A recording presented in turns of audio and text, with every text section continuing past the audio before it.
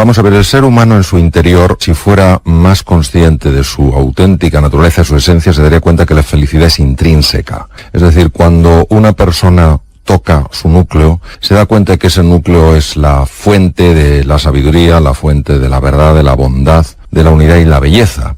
Lo que pasa es que el conocimiento que tenemos de nosotros mismos es tan pobre que a mí me recuerda a esas piedras que se llaman geodas, que por fuera son muy feas, no jamás llamarían la atención. Cuando se penetra en su interior tienen una estructura cristalina impactante. Nuestro gran fallo es que no nos conocemos, es decir, nos vemos, pero nuestra mirada no tiene alcance y profundidad, entonces no nos descubrimos. Si nos descubriéramos, nos daríamos cuenta de que, claro, que alguien que tiene esa estructura tan especial a la fuerza de ser feliz. Entonces yo resumiría esto diciendo que somos felices pero no lo sabemos. Las agallas, la valentía me parece un elemento indispensable. El propio Winston Churchill, que decía que la valentía es la virtud más importante porque de ellas deriva el resto. La valentía no es una emoción, la valentía es una decisión. Yo puedo tener muchísimo miedo como emoción y sin embargo decidir ser valiente. O puedo tener mucho miedo y decidir ser cobarde. Por tanto, al ser una decisión, al ser una actitud ante la vida, pues esto tiene una enorme resonancia con lo que es la libertad de la persona. Es decir, cómo yo quiero ser en este momento. ¿Tengo miedo? Naturalmente que sí. ¿Qué decido hacer? Decido que mi emoción de miedo me pare a la hora de defender aquello que es valioso, que me pare a la hora de buscar nuevas oportunidades en la vida. El problema fundamental de las emociones tóxicas no es ya que generen estos sentimientos incómodos a nivel consciente, es lo que se ha demostrado que son capaces de hacer a nivel corporal. A nivel cerebral, los estados tóxicos, es decir, cuando esa emoción, la desesperanza, la sensación de impotencia, la culpa, la vergüenza se extienden ampliamente en el tiempo, se sabe que matan neuronas cerebrales.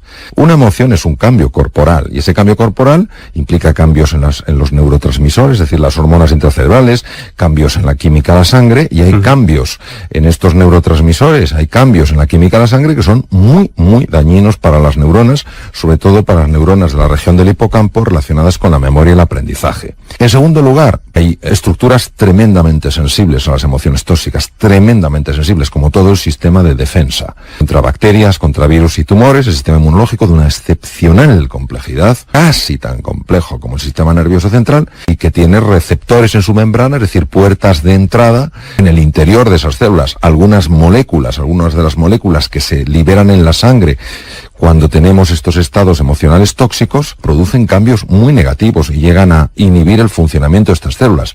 Por eso, por ejemplo, una persona que está luchando contra un tumor, lo peor que puede pasar es que esa persona caiga en la desesperanza. El tema de las emociones tóxicas no debemos tomárnoslo de una forma ligera. Es decir, una cosa es tener momentos de desesperanza, momentos de impotencia, momentos de tristeza, momentos de culpa, de vergüenza. Yo creo que es muy consustancial con el ser humano. Y otra cosa es vivir ahí. Vivir en la desesperanza, vivir en la culpa, vivir en la ira, vivir en el resentimiento. Esto es muy, muy, muy nocivo. Este conocimiento de dónde se origina el miedo, en qué centros cerebrales, por qué se origina, da mucha luz a la hora de saber cómo se gestiona. ¿Cómo vas a poder gestionar algo que no entiendes ni siquiera cómo funciona? Si tú lo conoces, puedes comprender y entonces puedes gestionarlo y puedes superarte. Ese es el objetivo. Por eso, para mí la ciencia siempre tendrá en mi vida un papel absolutamente esencial. Hoy se sabe que hay niños que nacen ya con una predisposición clara a ser más optimistas en la vida y hay niños que nacen con una predisposición clara a ser más pesimistas en la vida. ¿Qué quiere decir? ¿Quiere decir que venimos determinados por naturaleza? En absoluto. Quiere decir que venimos por naturaleza con una inclinación, con una tendencia a ver el vaso medio lleno o medio vacío. Se sabe cuando una persona está ilusionada, cuando una persona conoce estos procesos, cuando una persona está verdaderamente comprometida con entrenarse, le puede dar la vuelta a su personalidad como un calcetín. Es decir, una persona que nació con una tendencia a ver la parte oscura, negativa de la vida, empieza a ver el lado positivo. Claro, ver el lado positivo no quiere decir no ver la dificultad, quiere decir fijarse más en la oportunidad.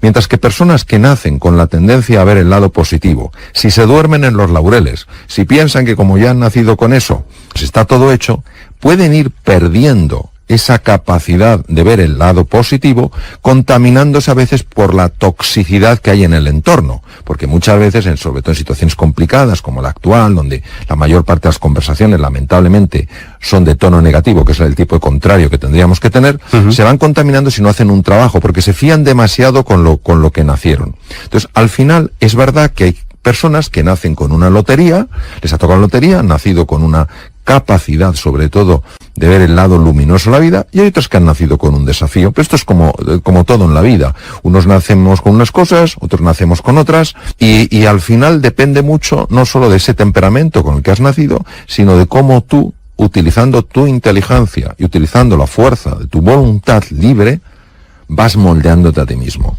Tenemos una inclinación, en general, a fijarnos más en lo que no tenemos que en lo que tenemos, en lo que no hemos alcanzado que en todo lo que hemos conseguido, en lo que está mal de la vida y no todas las cosas que están bien. Damos por supuesto tantas cosas y solo nos damos cuenta de su valor cuando lo perdemos. Una cosa es ser conscientes de que los límites que nos ponemos muchas veces son límites absolutamente falsos, que nos limitan, que nos encogen, que nos empequeñecen, y otra cosa es no ser conscientes de que como seres biológicos somos vulnerables, envejecemos, enfermamos, tenemos defectos, tenemos virtudes, tenemos cosas que no llegamos, y congraciarnos, aceptar esa realidad es fundamental. Muchas veces el grado de aceptación que tenemos con nosotros mismos es muy pequeño.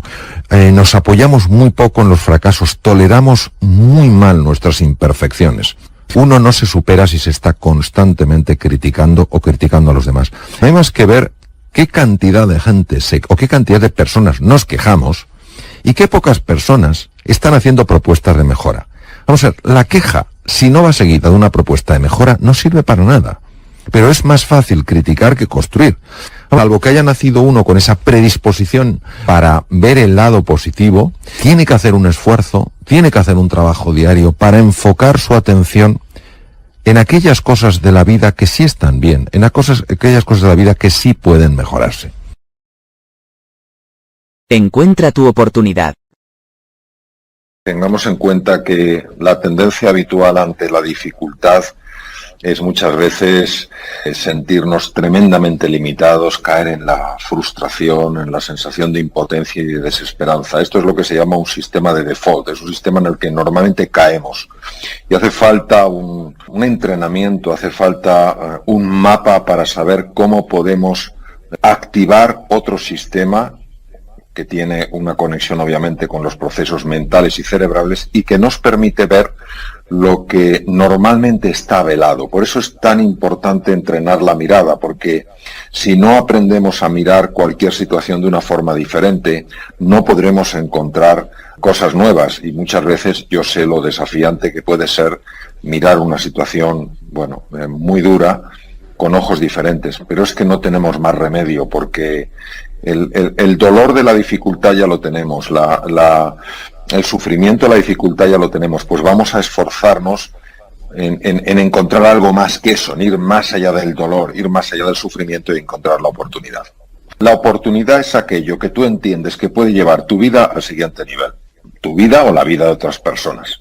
Puede ser una oportunidad a la hora de mejorar una salud que te parece que está ya de alguna manera tan dañada que no puedes hacer nada. Puede ser una oportunidad para mejorar tu economía de una manera que te permita tener una libertad, una independencia financiera que ahora no tienes. O puede ser la oportunidad de reparar una relación que desde hace mucho tiempo está rota, pero que para ti sería importante que esa relación se recuperara. Entonces la oportunidad, obviamente, es aquello que se convierte para nosotros en un trampolín para ir al siguiente nivel. Lógicamente, depende de cada persona dónde quiere aplicar esa oportunidad. Lo que pasa es que para poder aprovechar una oportunidad primero hay que verla, y no se ven las oportunidades si no hemos entrenado la mirada. Cuanto más nos dejamos guiar por el amor incondicional, menos miedo tenemos, y cuanto menos amor hay en nuestro corazón, más miedo tenemos. Entonces, el miedo solo tiene existencia cuando nos alejamos del amor. Por eso Hay un miedo natural, pero la mayor parte de los miedos son creaciones mentales. Es el miedo a no dar la talla, el miedo a que no me incluyan los demás, el miedo a que me enjuicien, el miedo a qué pasará si fracaso. Entonces, este miedo mental es un miedo muy, muy dañino porque se ha metido en el cuerpo. Y entonces, cuando el miedo se mete en el cuerpo, los médicos sabemos lo que puede hacer dentro del cuerpo. Y hace muchísimo daño en el cuerpo porque da lugar a la liberación de hormonas que son bastante dañinas, liberadas de esta manera, da lugar a procesos inflamatorios, etcétera, etcétera, que desde luego no favorecen en nada la salud y desde luego para nada el bienestar. Esa idea muy cartesiana de que la mente va por un lado y el cuerpo va por otro es absolutamente obsoleta. Es decir, los procesos mentales afectan a los procesos corporales y efectivamente en algunas enfermedades que tienen una expresión física, naturalmente que se ve que detrás, escondida, hay una alteración en el funcionamiento correcto de la mente y que eso causa pues un cuadro de ansiedad, un cuadro de depresión, cuya expresión, repito, es física, pero cuyo origen, cuya verdadera naturaleza es mucho más sutil. No se puede ver como se puede ver la dolencia física, sino que es algo que está oculto y, sin embargo, sí aflora en forma de una enfermedad física. Yo creo que los seres humanos, nosotros los seres humanos, no tenemos que tener miedo a la incertidumbre, sino al desamor. El verdadero problema no es nunca la incertidumbre, es el desamor. Vamos a ver, de los dos hemisferios del cerebro, el hemisferio derecho, que es la puerta al inconsciente, está increíblemente bien especializado para lidiar, para manejarse en medio de la incertidumbre. No es un problema de capacidad, es un problema de lectura. Nosotros hemos aprendido a leer la incertidumbre automáticamente como algo necesariamente arriesgado, necesariamente peligroso y que con muchísima frecuencia va a salir mal. Y esto es debido a que vivimos atrapados en una cuadrícula mental donde todo lo queremos controlar, todo lo queremos dominar, todo lo queremos acotar. Y la vida no se deja ni dominar, ni se deja acotar, ni se deja encorsetar. Y esto nos pone de los nervios. Entonces, la realidad es que en toda incertidumbre, claro que hay desafíos. ¿Cómo nos va a ver? Claro que hay dificultades. Naturalmente, por supuesto que nos caemos. Lo que no podemos es contar solo la mitad de la historia. Solo podemos contar el riesgo, solo podemos contar las caídas, solo podemos contar los peligros. Vamos a contar la verdad entera. Y la verdad entera incluye, también hay enormes oportunidades. ¿Qué ocurre? Que al final somos reos, esclavos de nuestras propias interpretaciones. Si yo interpreto la incertidumbre como un peligro, yo me bloquearé frente a la incertidumbre. Si yo interpreto la incertidumbre como una oportunidad, yo exploraré. Y explorando, iré descubriendo, iré aprendiendo, iré mejorando y al final encontraré todas esas oportunidades que solo se encuentran cuando uno sale de su cuadrícula mental, de su área de confort. Los beneficios del yoga. Bueno, primero tenemos que entender una cosa, que es el error en el que hemos vivido, no digo a lo largo de años, sino a lo largo de siglos, separando el cuerpo, la mente y el espíritu. Es decir, parece que el cuerpo iba por un sitio, la mente por otro y el espíritu por otro. Hoy sabemos perfectamente, en base a la investigación, que la dimensión física, la dimensión mental y la anímica están absolutamente interconectadas. Se pueden distinguir, pero no se pueden separar. ¿Qué quiere decir? Que cuando una persona está haciendo, digamos, un ejercicio de yoga, aparentemente de cara a los sentidos físicos, lo único que está haciendo es un movimiento corporal. De acuerdo a la introspección, es decir, a esos sentidos, lo que se llama la interocepción, esos sentidos que están captando lo que ocurre en el cuerpo, está habiendo una dinámica que no es captada por los sentidos externos. Pero es que además está habiendo cambios a nivel mental. Por ejemplo, en el caso del yoga, se han hecho estudios con electroencefalografía mientras se practicaba el yoga, y una de las cosas más bonitas que se ha visto es cómo los dos hemisferios del cerebro, el hemisferio izquierdo y el hemisferio derecho, uno más racional, otro más imaginativo, más asociativo, empezaban a comunicarse de otra manera. Entonces, lo que no podemos negar es que hay algo más allá de lo que captan los sentidos, y luego hay algo que durante muchos años no se le dio importancia, que es el qualia. Qualia es la experiencia en primera persona íntima que estás teniendo. La ciencia a veces, de tan objetiva que quiere ser, pierde la belleza de la experiencia. Por ejemplo, a nivel cognitivo, es decir, a nivel de capacidades mentales, una mejora muy significativa en cómo el cerebro procesa los datos, en la toma de decisiones y en el análisis de situaciones. A nivel electroencefalográfico se ha visto cómo hay una unificación de los dos hemisferios de tal manera que colaboran más, con lo cual la persona es más capaz. También se ha visto cómo neutraliza una red que se llama la red neuronal por defecto, que está asociada a la infelicidad humana. Desde el punto de vista biológico, lo que se ha observado, por ejemplo, es una mejora muy llamativa del sistema inmune, que es precisamente el que nos tiene que defender frente a las bacterias, virus y tumores. Una mejora, por ejemplo, del cuadro del síndrome inflamatorio crónico, que es una auténtica epidemia que va desgastando el cuerpo, mejora de cuadros prediabéticos, mejora de hipertensión arterial, mejora de cardiopatías, unido a otras prácticas como un cuidado de la alimentación. Se ha visto incluso que reduce el tamaño de las placas en las arterias coronarias, cosa que no se pensaba que fuera posible. Y desde el punto de vista de las relaciones,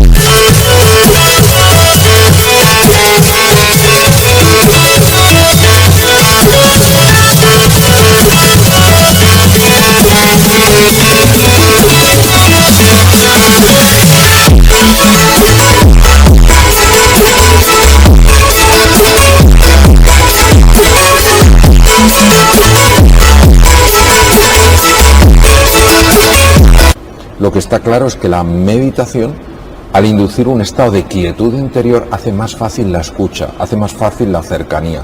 De hecho, una de las prácticas más poderosas, a mí personalmente la que más me gusta en el mundo de la meditación, que es Metta and Loving Kindness Meditation, es una meditación que indudablemente no solo te acerca a la persona que tienes cercana, te acerca incluso a la persona que está alejada. ¿Cómo sucede? Bueno, cosas que todavía tenemos por ver. Lo que no cabe duda es que bien hecho, si tú lo haces bien, no cabe duda que mejora cualquier dimensión del ser humano, porque todas están conectadas. Lánzate con lo que tengas. Lo primero que todos tenemos que hacer es estar abiertos al cambio y a la evolución. Y en este caso, fijaros que ya no es ni siquiera evolución, es revolución. Estar abiertos no es fácil. Esto es una cosa importantísima. Intentar al menos verlo como una oportunidad que no la podemos dejar pasar. Muchas veces, cuando nos resistimos a algo porque sentimos inquietud, porque sentimos miedo, porque tenemos duda, empezamos a darle vueltas deseando estar mentalmente perfectamente preparados. Y cuando yo mentalmente esté perfectamente preparado, entonces me lanzaré. Sabéis que eso no funciona. Sabéis que tenemos que lanzarnos donde estemos y con lo que tengamos. Y cuando hagamos eso, curiosamente, sorprendentemente, empezarán a activarse, a emerger una serie de recursos. Hay dos cosas que el ser humano necesita casi por encima de cualquier otra cosa. La primera, sentirse realmente querido. Y la segunda, sentirse capaz para poderse manejar en la vida, tener autonomía, tener la confianza de que puede encontrar su camino, que puede encontrar recursos, que tiene creatividad, que posee un...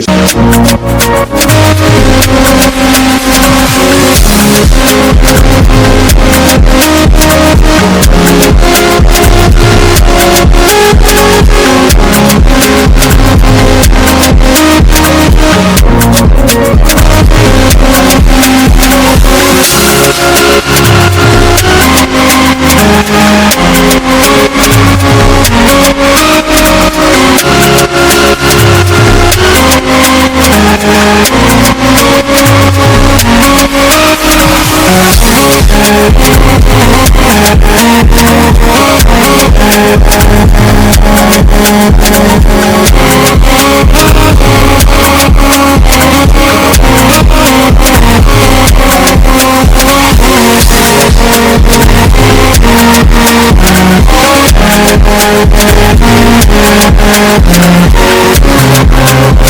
Espíritu emprendedor y que si los pone en juego, naturalmente que conseguirá resultados extraordinarios. A propósito de todas las iniciativas, hay una verdad elemental cuya ignorancia mata innumerables ideas y espléndidos planes. En el momento en el que una persona se compromete de verdad, la providencia también lo hace. Toda clase de cosas comienzan a suceder, cosas que no habrían sucedido sin su previo compromiso. Todo un caudal de sucesos se pone en marcha con aquella decisión, ofreciéndole encuentros insospechados, recursos inesperados y ayuda material que nadie pudiera haber imaginado que pudieran suceder. Si crees que puedes o sabes que puedes, ponte en marcha. La audacia tiene poder y magia.